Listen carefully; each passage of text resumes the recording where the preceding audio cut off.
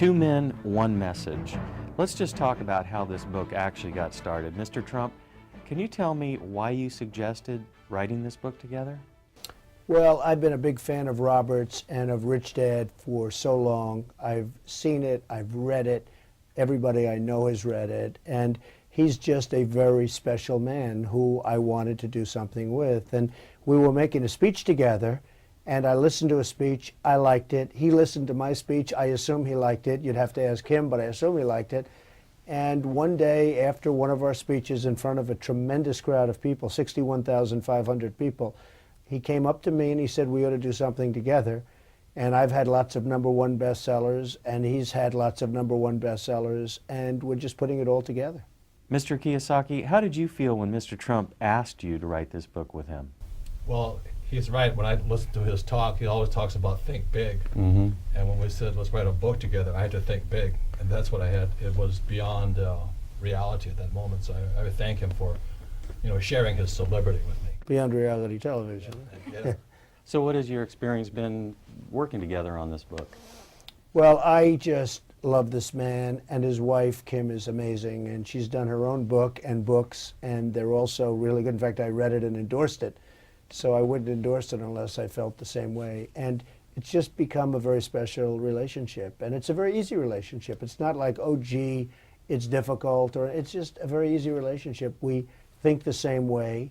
We have the same ideas, and we love education, and we want to educate people and help people. I think more than anything else, Robert wants to help people, and so do I. Okay, you both come from very different backgrounds. Mr. Trump, you're from the financial capital of the world, New York. Mr. Kiyosaki, you're from the laid-back, hang in there, He's not so laid back. Okay? No, he's not, but Trust he was me. from a place that was laid back. And so how did you guys come together from such different backgrounds? You came from not so much money, you came from some money, and yet you're together. I can answer that question. I think the blessing in my life was in 1965, I left a sleepy little sugar plantation town and went to school in New York. And that was the hardest 2 years of my life. Because as you said, I was so lazy, so laid back. And New York, they spit you out, right? I mean, that is not a place that you want to be lazy in. But after the second year, I started to love New York City. And that's why I think we see eye to eye on many things today, is because New York really changed me. I could never go back to Hawaii again. New York is the most special place on earth. I think that's the answer. It is the financial capital of the world.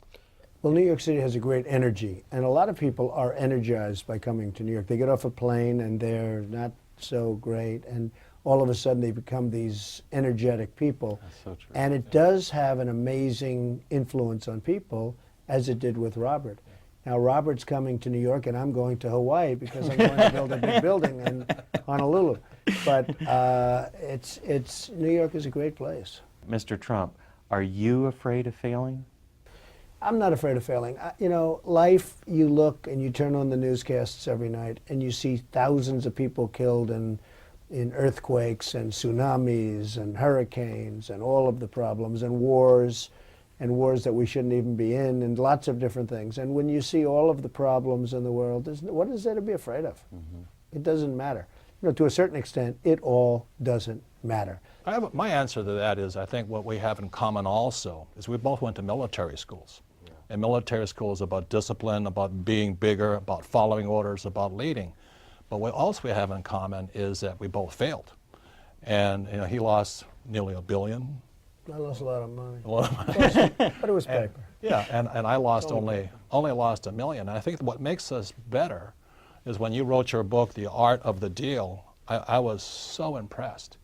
But when you wrote The Art of the Comeback, and what it meant to come back from being down so far. And most people are terrified of losing $100, and here you're down $1 billion. Billions. And you come back. And I think that's what we have in common, is once you've faced that much what everybody's afraid of, you're not as afraid anymore. I think that's really the difference. And for me personally, it was the best education I could have gotten, was to find out where I made all my mistakes and rebuild my company. You wouldn't want to do it again, but No. it was a great education. But when I read Art of the Comeback, I said, this is a big man. That's when my respect for him grew, because Art of the Deal you know, he's telling about his successes. But when he wrote Art of the Comeback, that's when you grew in my eyes, is because most people will not admit their mistakes. Well, Donald and I were very blessed that we both had rich dads. You know, my best friend's father was my rich dad. And financial education is more important than ever before. So I thank you for viewing this, and I wish you all the best of luck.